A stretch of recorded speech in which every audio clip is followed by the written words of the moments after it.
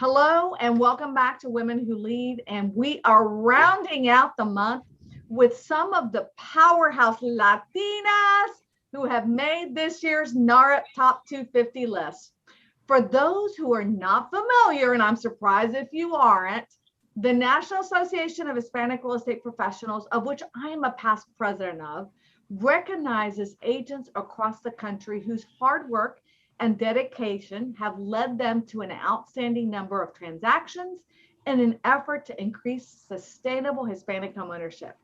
This year, there were over 3,000 agents who were nominated for the NAHREP Top 250. And so it's a huge honor to recognize these three women among this year's winners. And we had so many phenomenal agents make the list this year. So I also want to congratulate all of those who made this year's list. So for those who don't know me, my name is Teresa Palacio Smith, and I am Chief Diversity, Equity, and Inclusion Officer for Home Services of America and HSF affiliates. And my family is originally from Colombia, South America. And when we get together with family and friends, as it is customary in most Latino homes, is we always ask, ¿Te gustaría un cafecito? Doesn't matter what time of day or night is. We always ask that, which translates to, would you like a cup of coffee? And so today I am with friends, and I want to invite you to have un cafecito with us as we get to learn more about these three dynamic women who are committed to serving the community and have their own story to share about the work they do to make homeownership a reality for so many families. So I love this quote by Michael Jordan. Some people want it to happen. Some wish it would happen. Others make it happen. There is no doubt that these women make it happen. So today's guests include Amalia Morales Garicoitz. And Amalia was born on the border between Uruguay and Brazil and has lived in Uruguay, Spain, Switzerland, and the United States. And she actually moved to Washington, D.C. with her husband's job. So Amalia is a top producer with Real Living Real Estate. We also know Real Living Real Estate is Arla in the Washington, Maryland market. And she's been recognized by the Washingtonian magazine as one of the top real estate agents in the country. Amalia is pretty new to the industry and has 6 years of experience in real estate and is known for her work, integrity, and dedication to her clients. Amalia possesses a gift of the ability to bring people and properties together. And as a buyer's agent, she's a fully client advocate, an agent who internalizes the purchaser's need and possibilities. And when she's selling, Amalia is known for her accurate pricing and innovative marketing. And again, Amalia is fluent in Spanish, Portuguese, and English, which is very, very, I'm sure comes in great in the market that you're in. Martha Lebron Dykman. So Martha is with Berkshire Hathaway Home Services First Realty, which is located in Des Moines, Iowa. Now, who knew there were Latinos in Des Moines, right? She was born in San Juan, Puerto Rico, and came to the United States when she was 4 years old with her mother, was accepted to Purdue University to do her undergraduate work in chemical engineering. That's very impressive, Martha. And again, she is, for all of us Latinos, we know those Puerto Ricans are known as Boricua. So Martha, right? Morico Power. Martha has worked as a licensed realtor since 2002. Her experience encompasses office management, individual coaching, as well as she teaches classes within her association. As a leader in the Hispanic community, Martha donates her time to Latina leadership initiatives, which focus on culturally directed leadership training for Latina women.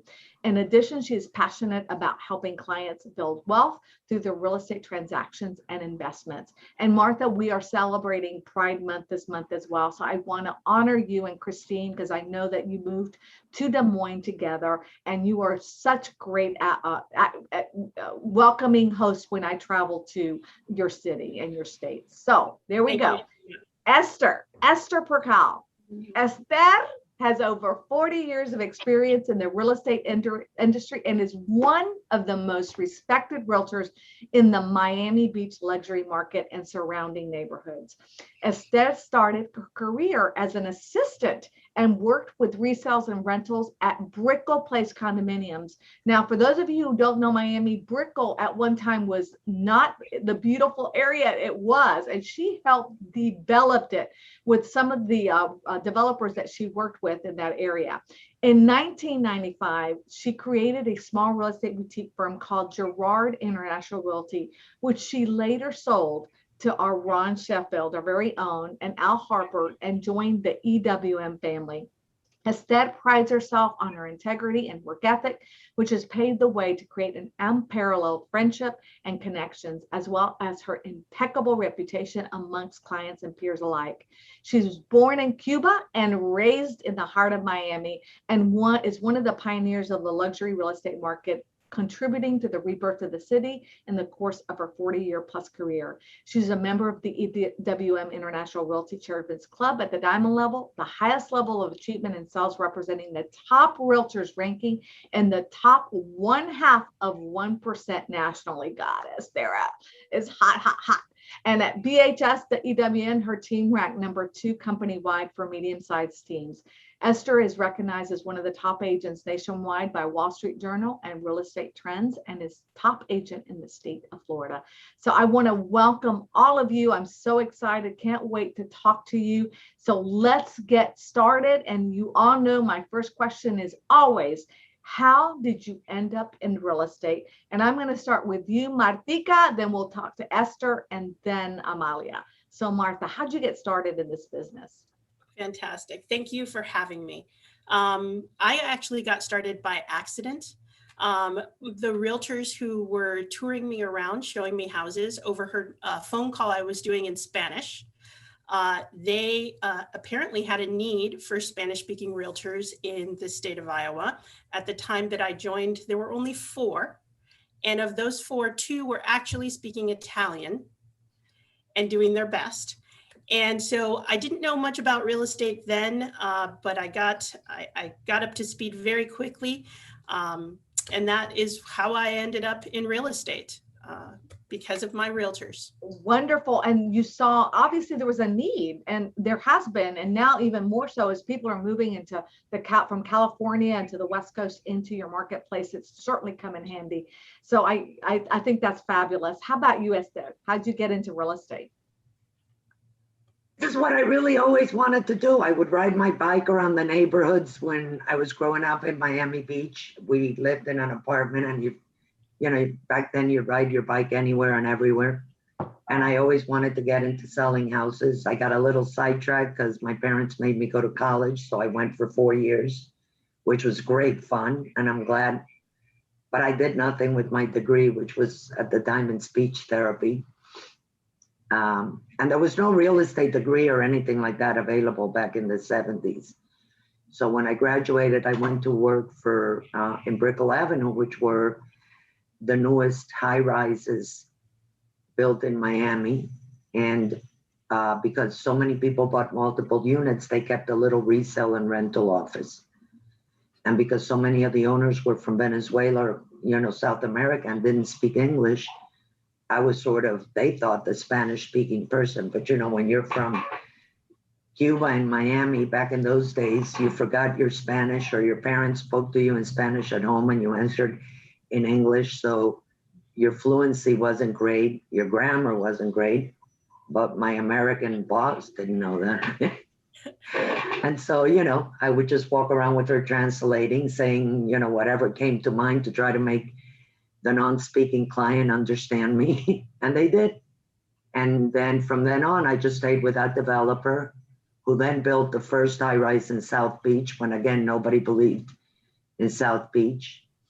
And then I guess that was about, you know, 20 years of my career, 15. And then I went into general real estate. But that's what I always wanted to do. I love that. And people don't know the history. And so I'm glad you brought that up, Esther, about the fact that, you know, for many Latinos, in fact, my cousins, you know, it was kind of prohibited, or it was kind of not looked upon in a good way if you spoke. It was embarrassing, no? Right. And it was embarrassing at the time your parents spoke to you in Spanish. I mean, I remember that. I grew up in Mississippi, and it was really very difficult. So I'm so glad because you got into the business. Yeah, you were trying back then. The whole thing was about assimilating and not Yes. standing out, or And not certainly, anymore. and now it's just, what were we thinking, right? Because it's such a beautiful thing to be able to communicate more than one language. And for you, Amalia, how did you get into the business? First of all, thanks, Teresa, for the invitation. I really appreciate it. I started 6 years ago. I had Marcelo Bisoño, who is a very good friend of mine, advised me to become an agent. And I was going to study early education at that time to work with children from 1 year to 4 years old. But then I thought at that moment that I only had experience on sales only. So I thought, oh, this may be a good idea. So I had plan A, which was to become a real estate agent, and plan B, to study early education if the career didn't work out. But at the end, I started from the beginning with clients, and I keep working every year more and more. So, and you've made a really good decision in staying in a career where you really, because you're teaching, right? A lot of people, and what I have found in the many interviews that I've done is that teaching, a lot of the agents and the successful realtors that are part of our industry today started as teachers. A lot of them did it part-time because they had the summers off. They thought, I'll dibble into real estate. And eventually they realized, I really love this and I really make a good living in it. So I'm definitely switching over. So it certainly makes sense to me. So I know that all of you are, there's inspiration, and also the story that I think resonates with all of us is about how did you come to the US, or about your parents, or because I think it's really important that people understand. I always think about the challenges that we have already when you're born here.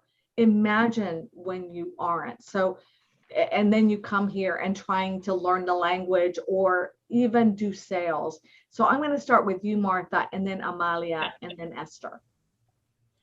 Well, I can tell you, I was born in San Juan, and I think growing up as a young child here in America, it was, as Esther said, you were trying to assimilate, right? You were trying to not be different. But at my house, we spoke Spanish, and at school, I got to learn English quickly. My mom says that my very first English words were move over. So it was just, for me, the most important part was just becoming part of America, as you would say, becoming part of America without calling attention. And I hopefully did that okay. And one thing too, that because of the role that you play, and I know this because I sold real estate too, the fact that you've experienced what you have experienced, each and every one of you, you really can resonate with clients who are coming and are new to this country, and understanding the fears they have, the questions they might have about real estate, and how real estate is very different in where they're coming from and how they do things. So Amalia, how about you? Tell me a little bit about your background, because you came from Spain, but originally via Uruguay. Yes, exactly. I arrived to United States because my husband got a job offer in the Inter-American Development Bank. But when I came here, I hadn't studied English before. So my biggest challenge was the language. I had to start level 1 and then 2, 3, 4, 5. So it was tough. That was a tough year to learn the language and to communicate well. In fact, I'm still struggling with that. So, but I'm getting better and better each year. And your family too came from a very, because I know we were talking from Uruguay, from an area that's very poverty stricken, and just the fact that you know, that you were sharing about your car, and that when it rained, it was always tell that story, because I think that's really important for people to resonate as to where you are here and how the level that you have achieved. Yes, I came from a small town in Uruguay, and it has a border with Brazil, so I learned Portuguese there. Yes, and I came from a humble family. My father is a teacher, my mother too, and yes, we always had food, which I'm very grateful for that.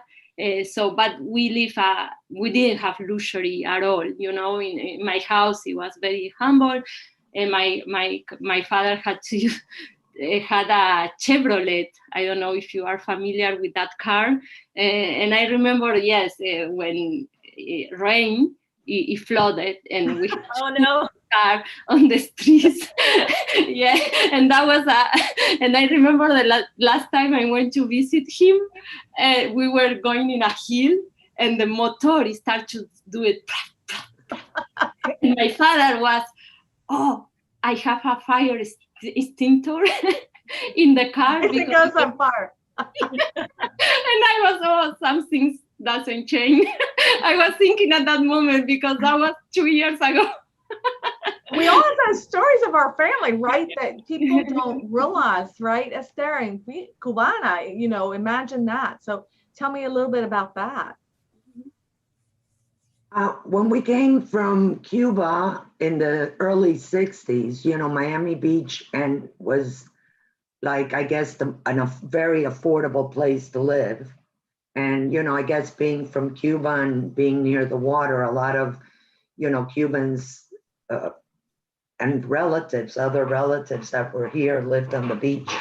But the beach was mainly like a retirement community where, you know, people would send their parents to spend the winter months in a relatively inexpensive environment. And so it was hard not speaking English, but we came in the summer, and then school started. And at that time, there were just a handful of Spanish-speaking kids that were really pissed off. They got pointed out to help like the new Cuban arrival, which in this case was me. And so they were sort of yucky people and nasty. And, but you learned within 2 or 3 months, and then you didn't, like I said earlier, everybody was trying to hide where they came from at the time. And the area was depressing, except that when you're going to school, you can make friends and you have people that are your age. But when you went down to what today is the life of the party Ocean Drive or the life of the party South Beach, it was, you know, a depressing area with chairs falling apart and people sitting in the front porches of, you know, falling apart hotels that needed paint jobs. And so we just became like, you know, beach rats on little bicycles riding up and down.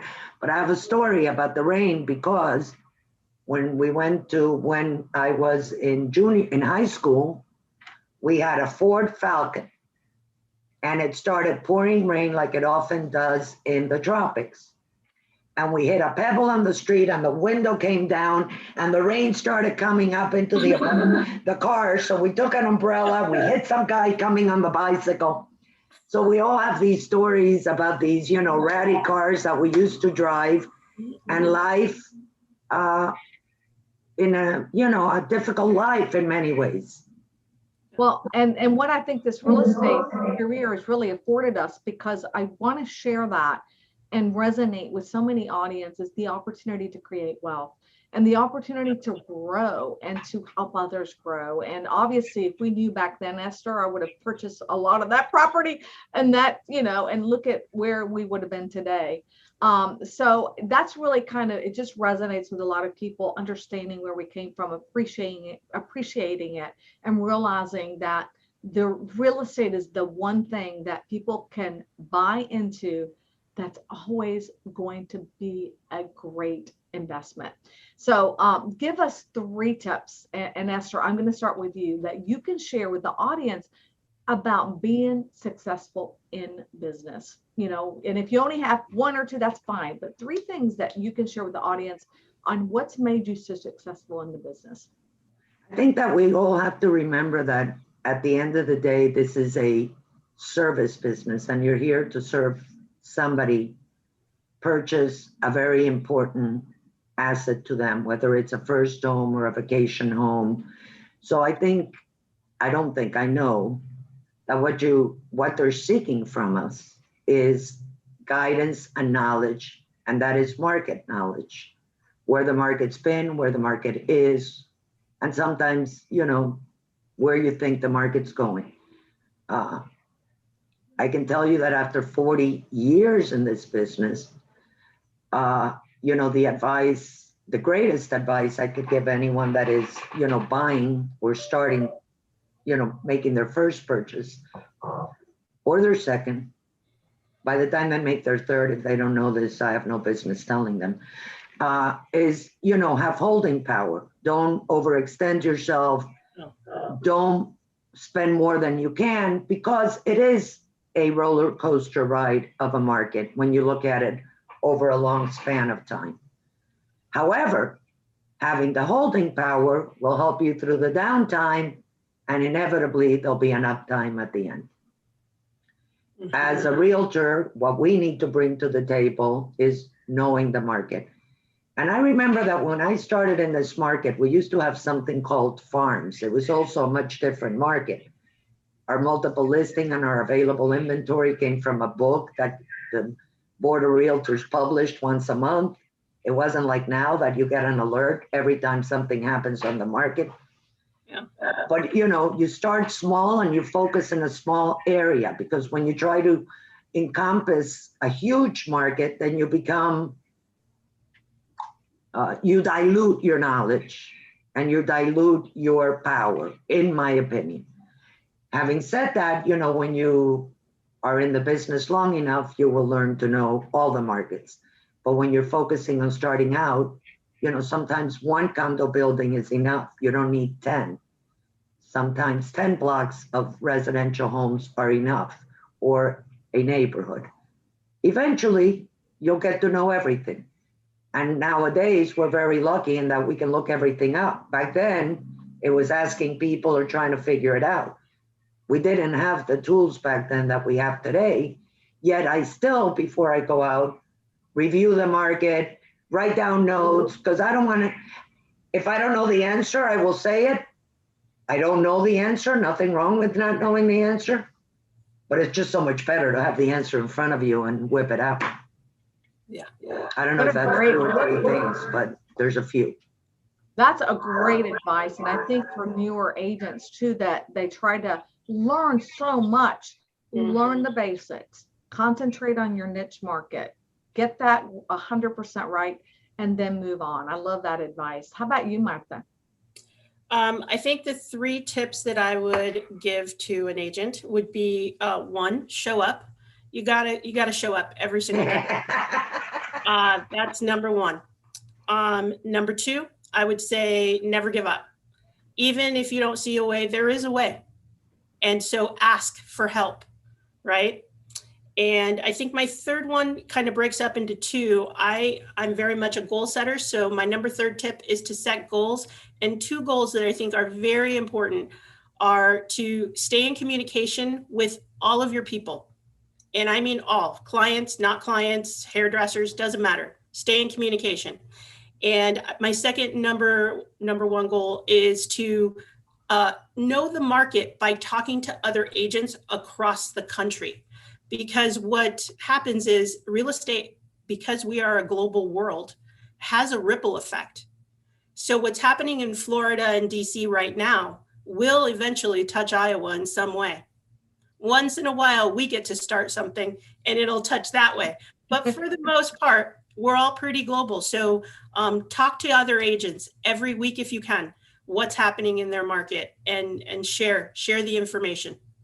And Martha, what a great advice too, because that's a great tool too, when you've got that network that you're creating of agents across the country. And NAHREP really makes it very easy for you to do that. And so does our network, right? Our Berkshire Hathaway and our Real Living Network, because it allows us to connect with other agents and really have that, oh, I've got a referral coming. hey, I'm going to call Esther in Miami, or Exactly. in Washington, D.C., I'm going to call Amalia and send that referral because it's somebody I know personally who knows the market. So I think that's great advice.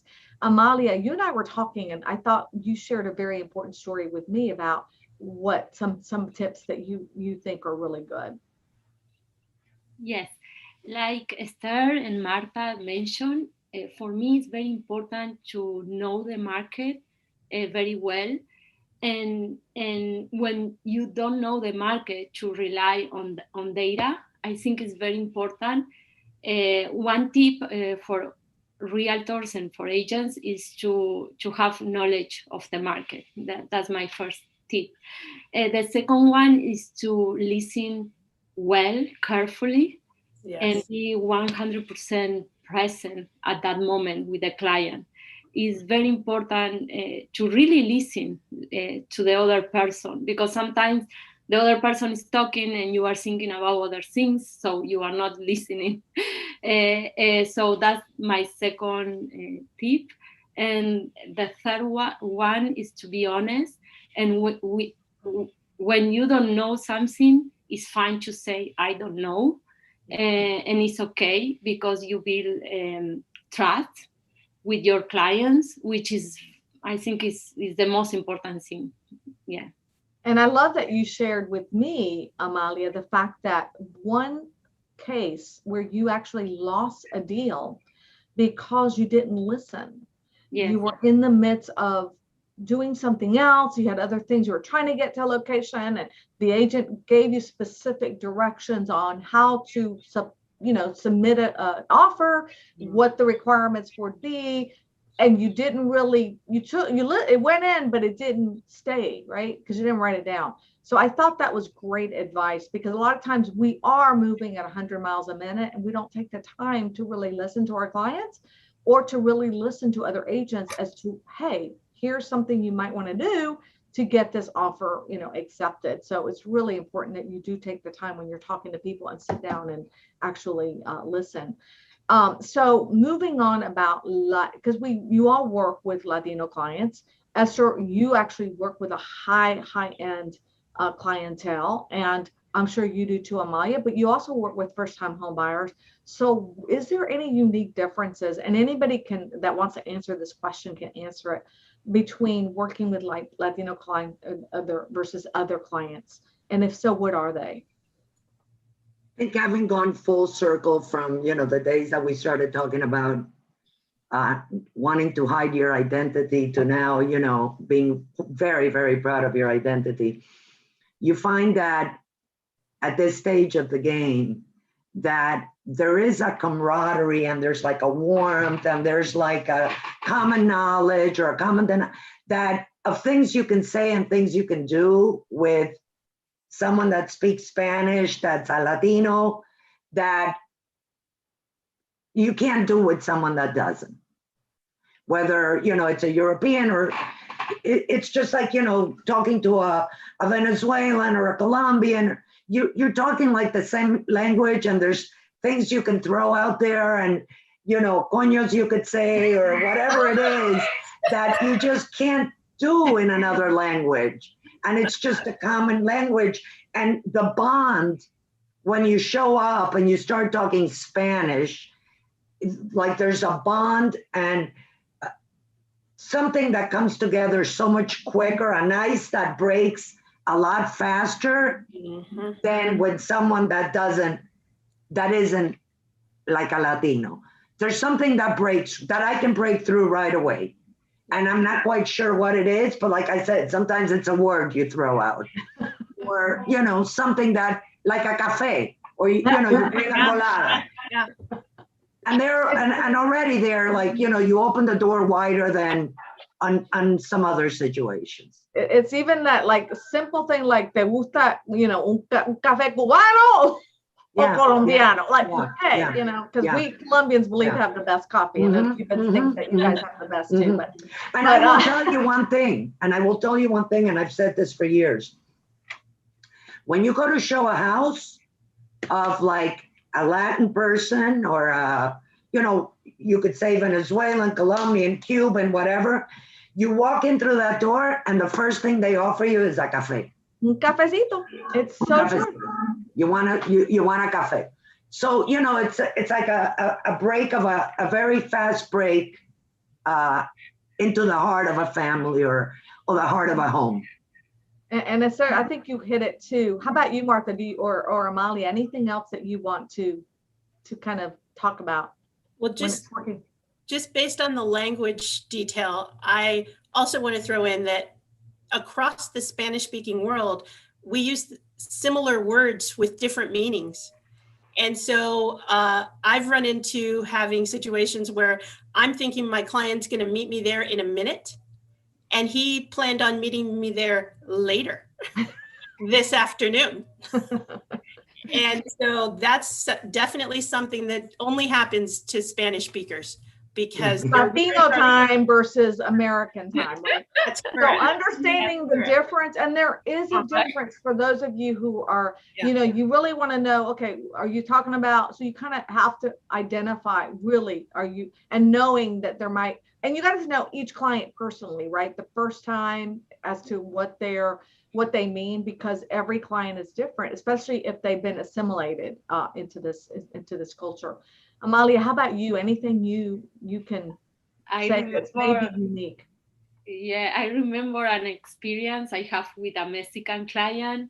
He called me and he told me, "Ahorita, I'm going ahorita." So I went to the house. And then I wait there for like 20 minutes, and then I call him, and then I'm waiting here, and he was like, "No, but ahorita in Mexico, it could be 2 hours." You know? So I was, oh, okay. That was one of kind of experience. But I think Latin people, we need to connect with each other. I think we really have the emotional connection. I think it's very important for us. Yes. So building relationships is something I think that's very common too. You can't just, I mean, you got to build a relationship. A lot of times clients will invite you to their homes and say, "Oh, come to my house, Ben, or I'm having a quinceañera," and you just got to meet them. And you're like, well, you know, it's a very commonality that you actually go if you want to develop a relationship with that client. So it's very common for us to actually mix business with pleasure in many, many cases, because that's part of how you get to know your client a little better and what their needs are and their family and what their requirements are, and break bread together. So what would you say, moving along, Esther, that you do better than anyone else, that you'd say is your signature? I guess knowing my market would probably be it. Real well, almost too well, you know, because sometimes, you know, we get carried away when you know a little too much. I mean, like, who cares who owned the house 20 years ago? But sometimes it helps, you know, and sometimes it helps, like, you know, the other day, actually, that I was showing this house, and when it was originally built 15 years ago, there was like almost like a double driveway, because the house takes up the whole width of the property. And I remember that you could park cars in front of the guest house as well as between the guest house and the main house. And subsequent owners grassed in the area in front of the guest house, which is now landscaped. But I did say, so don't ask me how, because sometimes you forget these things in the middle. I said, you know, they made a comment, this doesn't have enough parking for us. I said, you know, I remember 15 years ago when the house was built, this grassy area was paved. He goes, oh, well, that makes a huge difference, because then we can piggyback back cars here. So all of a sudden, this knowledge that came to me out of nowhere, this memory, was helpful. Yeah. But having said that, I think that, again, I go back to, you know, you're educating people in the process of a huge decision. So, you know, knowing that whether it's a building or this neighborhood has, you know, security at night, or there's, you know, 20 kids in this neighborhood versus this neighborhood's more adult, or it's all information. That's what you're there to give them, is information in a neighborhood where they're going to put, you know, a substantial amount of their life savings and live. So know your neighborhood. You're bringing knowledge. And that's really what's the differentiator Yeah. with a really good agent, because there are so many agents now, and you know that, we all know that. So how do I differentiate myself? And really having that strong knowledge is certainly something that no one can take away from you, Esther. Not only that, but you have to stand up for your knowledge, because now that you said that there's so many agents, you know, it is unfortunate that not everybody knows what they're talking about. Yeah. And it is unfortunate that sometimes they'll make it up as needed. And what you don't ever want to be is part of some lie or not, you know. So you always have to, you know, be able to, whether it is your buyer, your seller, or whoever, when you're in front and someone's giving bad information, you got to come in and tell the truth, because at the end of the day, 3 weeks later, when these people find out that this isn't the way it is, you know, they're either you were part of not speaking up, or they may just forget who said it and blame you. Mm-hmm. That's So, great. you know, you got to be like, know your knowledge and make sure that whatever is being said is correct. Know your credentials and I think it's stand up very for 'em. important. I love that. Martha, how about you? Well, I think the three of us have the same superpower, because for me, and it sounds like them too, anticipating your clients' questions before they happen. And how do you do that? You know the market, you educate yourself, right? And you stay in rapport with listening to what your client is saying. And so I think that Esther and Amalia are the same as me, just being ahead of it, so that when the client does have that question, you can deliver the correct answer. And Amalia, I think you were stating the same thing, but just to confirm. Yes, know the market, know the contracts, know the process, know how to analyze the price for a house. I think, yes, you need to be knowledgeable of what you are doing and advise correctly, or at least if you don't know the answer, just be sincere and say, I don't know the answer, or I have. I remember a buyer asked me when the pandemic started, Amalia, and what do you think? Is the market is going to crash, or is going to go up, or is going? And I say, I don't know. I have no idea, you know. So just be sincere, and I always focus in the data I have right now, not in the future, and not in the past. And I always say to my clients, I can give you the data from the past, but not for the future, of course. Nobody can. But it's good to mention that, because it's a way to say that we really don't know what is going to happen in the market. Yeah. And that's so true. And one thing you mentioned too, I remember, is that because we are multilingual, sometimes making sure people understand and write everything down in a contract, because what you say sometimes doesn't resonate with what the buyer hears. And so you want to make sure everything is quoted in a contract, which is such a valuable tool that we use in this country. And sometimes contracts don't mean as much in other countries. So educating your consumer as well, I think, is really important and critical. And I know, Amalia, you mentioned that too. So looking, one question I like to always ask, because Juan Martinez, who is one of the past presidents of the National Association of Hispanic Real Estate Professionals as well, he would always say, I'm old school. I do everything old school. I don't, he goes, if the first book you open in the morning is Facebook, you're in trouble. But tell me a little bit about what's your style. So are you, Esther, old school, or are you technology driven? And then I'm going to ask Martha and then Amalia. I'm a little bit of both. There's some things that I can't, it's funny, and I'm going to explain that to you in one way. I came here very young, yet I still count in Spanish. So when I'm counting in Spanish. So I'm old school in that I'll still go to show a house with my little, plastic thing with my little papers in it. And I have all my little papers in there. And I know that my colleagues will turn on their phones or bring an iPad and maybe look up the same information that I have in my little plastic folder. But when I have to turn on the phone to look for the information in the plastic folder, I am a mess. My phone stops, I can't find it, I can't turn it on. So my papers are there. I have to sort through 2 or 3 or 4 papers. And I've got all the information on the property I'm showing because I don't want to have, again, be asked a question that I can easily answer because I'm carrying a paper. And I'll never just make it up as I go along because I'll be in front of someone that has neither a phone or a paper and come in and say, well, this lot is this much. You're wrong. This lot is this much.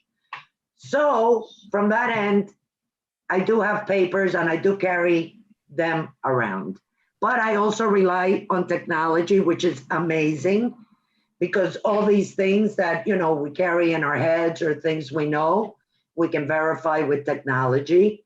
The Excel sheets that now break down everything from you by price per square foot, per square inch. It's amazing. Do I know how to fill out an Excel sheet? No, but that's why I have an assistant. And do I know what I want to see in the Excel sheet? Absolutely. Yeah. And, we promote our properties with technology. We still use, the flyers that we send out in the mailboxes like we used to years ago, but we also send an email blast to everybody and we can reach a much wider audience because we do not mail overseas like we used to.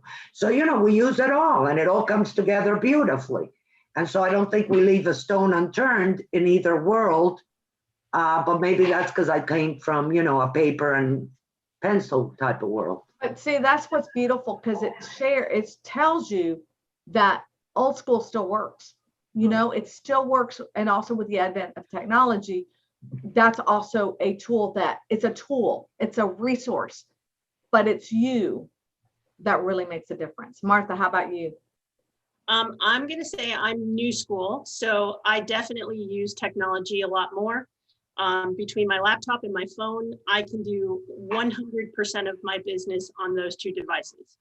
I use a lot of apps. I stay ahead of apps, new apps that come down to help realtors. So if we're standing in a room and the client says, hey, what's the square footage of this room? Or I wonder how long this wall is. Does my bed fit? I can open an app, measure it in 5 seconds and tell him the answer. Now, could I have carried a measuring tape? Yes. Do I have one in my car? Yes. But the apps do things a lot faster if you can move that fast. And one app that you would recommend to everyone that you think is great? Yep. It's called Mortgage Calc. It basically predicts how much money you're going to make based on the purchase you're looking at. And I love it. Oh, fantastic. Mortgage Calc. And then also another tool, because Latino families will come to you and ask you so many questions, but the number one thing they always ask is, give me in metric. I don't know square footage. So everything's got to be metric. And so having those apps can be really helpful because I had to think, because we all learned in not metrics, right? How about you, Amalia? Yes, I adapt myself to the client. If the client is more like old school, I print stuff. I meet him to go through contracts, to fill it out, to have signatures. And I love technology. I use a lot of apps and programs. But if the client cannot handle, of course, I adapt myself to that. Yes. I think that's great too, right? You kind of adapt to the client's needs. So we're almost out of time, believe it or not. We're going to ask 2 more questions. So what advice has been given to you, or what advice would you give to others that really has helped you in the career and really to help you elevate you to the NAHREP Top 250 list? So Martha, I'll start with you, and then Esther, and then Amalia. I kind of mentioned this before, is always to stay in rapport, no matter what the situation is, whether you're actually in a transaction with a client or just talking to a colleague. Try to stay in agreement so that everything can move forward. Even though you may be right, even though you might have proof that you're right, just try to move it forward by always being in rapport. I think honestly, that's the best advice. Oh, I like that. How about you, Esther? Well, again, I keep going back to we're in a service business, but Marta said a word that I love, and it is show up. You know, so many people nowadays they're not prepared to show up, or they don't show up. And again, you're hired you get paid a lot of money to do a job. And the job is to help them with, even if they're paying too much, even if you're overpaying for a property. I'll never forget that 20 years ago, I had a very high profile client who bought a house in Miami Beach for $300,000. He fell in love with a house. But back then you could buy a house for 170, 200 was top of the market. And he fell in love with a $300,000 house. So listen, you're paying top dollar, you're overpaying. You can choose 20 houses under 2. He didn't care. Does it make a bean of difference 30 years later? It doesn't. But he'll never forget that I told him that he was overpaying. So be very straightforward, talk clear, talk straight, don't bullshit. And that's the job you were hired to do, to educate them. And it doesn't matter what it is. Like I say, you just can't be untruthful. And that's great. My best advice is to always be very forthcoming, because you're always going to be remembered for being honest and truthful. That's great. Giving that advice and making sure that it resonates, because again, they'll come blame you when you didn't, if you didn't say something, for sure. How about you, Amanda? You were part of a conversation that you didn't speak up to clarify. Yeah, absolutely. Amalia, how about you? And speaking of that, I always present options to the client, and they decide. They are responsible for what they are purchasing, and I make them responsible for that, giving them options and advice so they can decide what to do. But at the end, it's their decision. It's not mine. And that's a way to educate them and to show them all the possibilities and what they are doing. And then if they want to proceed, many times after an inspection, I advise them, not to take the house. But then they decided, yes, they want to take the house and they want to proceed. But at the end, I always feel calm because I really give the correct, I really let them know what I was thinking about the house, which is important. But at the end, it's their decision. Yeah. You guide them through the process, but then they just deliver the decision. And that's really what makes this business such a great business. And I know it can be frustrating at times. So share me one rewarding experience that you had that was a memorable one before we exit out. We're going to do one last one, and anybody can share this. Martha, do you have a story of, oh my God, this was such a memorable experience? My most rewarding experience had to do with when my mom bought her first house in 2018 after 30 years of renting. It was, honestly, I've watched this woman work really hard her whole life, and that's all her mom wanted for her was to own a home, and she did it. Oh, so I love that. I love that. Esther, how about you? I don't know, so many. I think probably one of the nicest experiences, which also was probably the hardest, was when I came down to, sell the first building that I was telling you about. Was built in South Beach, and nobody believed it would be done. And it was a really, really hard job because, when you go into the condo business, or you understand that business, which is where I started, it's usually a building that takes about 2 years to build. So you're in and out in about 2 years. But because of, you know, the economy back then, South Beach, it took about 5 years. So it was a really hard job. And it was a hard job keeping everybody focused on wanting to stay and buy the units, because in Florida, in a condo, after 2 years, you can walk out if it isn't delivered. So it was like a mess. But I think at the end, it was quite gratifying to see how all these people loved each other so much in a condo setting, which is unusual to find. Because, you know, I mean, you got 3 humans in one building and they all disagree.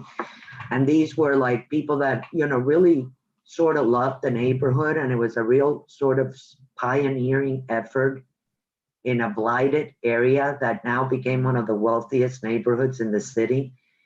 So I think at the end of the day, that very hard job that drove me away from wanting to work for a developer in a condo again was quite rewarding in seeing how everybody did get along, because they had a common love to see this neighborhood prosper. And of course, that was sort of like the glue that brought them together. So it was always like, you know, they're, you know, it's been many years now, but it was sort of a fun experience. Thank you for sharing. Thank you for sharing that. Amalia, how about you? The most memorable was a client who called me like when at the beginning of my career 6 years ago, and he mentioned he didn't have money for down payment, for closing costs, for anything. And I remember at that moment I told him, okay, we will find a lender and you will buy it. and I remember I hung up, and then I started to search for lenders and for things. And he ended up buying a great townhouse without putting money for down payment. And now the townhouse is like double the price right now after 6 years. So, and he's looking for another house. So, yeah. Oh, beautiful. So you helped somebody get in their first home, even thinking that it wasn't possible, and made that into a wealth opportunity for your client. I love that story. That's fantastic. And that's what you all do as NAHREP Top 250 leaders. And I really want to thank you. We have one last question. I end every question with this. Tell me give me a book, a quote, or something that you want to leave with the audience that resonates with you. So Martha, I'll start with you, Amalia next, and Esther will end out with you. I'm going to quote a man named Father Jim from my elementary school at Queen of Apostles in San Jose, California. And he said, never, ever give up. And I live my life with that motto every day. Oh, beautiful. Amalia? I love the sky is unlimited. So because I always think that you can always do better and be more and more successful if you see your beliefs and you adapt and you grow. You can always get more. You can reach for the stars. Farther. Yes. And I love that, because a lot of times as Latinas, we aren't always given permission to make it big, right? And it's really so true that the sky's the limit, especially in this business. The opportunities are forever endless. So I love that. Thank you, Amalia, for sharing. And Esther, how about you? I think that the world, and especially in this business, revolves and should focus more and totally on respecting each other. And I think it is this business in particular is a business where that respect is really sometimes the line you draw, not necessarily the door you can sneak in through. So I've always lived by the fact that you have to do unto others as you would like others to do unto you, because it's a difficult business to navigate when there is a lack of respect there's a lot of money to be made, and there's nobody owns a client. But you got to respect your colleagues and you've got to respect their clients. And if you carry that out for a long period of time, you will be remembered for something that a lot of people don't tend to do. Thank you so much for that reminder. It really, really touched my heart. So I cannot believe it. Thank you all so much. See, Amaya, wasn't this fantastic? It was so easy. And thank you so much. And I say that to Amaya because this is her first experience, and I want her to let her know you did a great job. I want to thank you all so much for sharing your background, your insights with us today. I really enjoyed hearing from each of you, and I know our audience as well did too. And I love this quote by Oprah Winfrey. She's one of my go-tos all the time, but it goes like this: don't worry about being successful, but work instead at being significant, and the success will naturally follow. And you are all making a significant impact and helping grow Latina homeownership.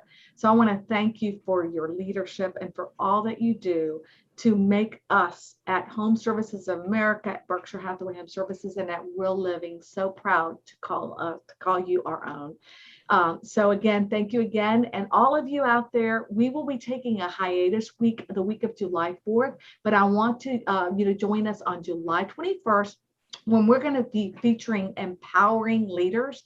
It's going to be focused on some of the top leaders in our industry who lead by elevating and empowering their teams and organizations. So thank you again for joining. Don't forget to join our Facebook page if you haven't done it. Watch our episodes. They're on Women Who Lead series. You can download them or you can actually watch them later. Like our YouTube channel. And remember, the one thing I always say is to bring other women up the ladder when you are climbing up to the top of it. Thanks again. Bye-bye, everybody. Ciao. Bye. Thank you. Bye-bye. Great job, everybody. Bye.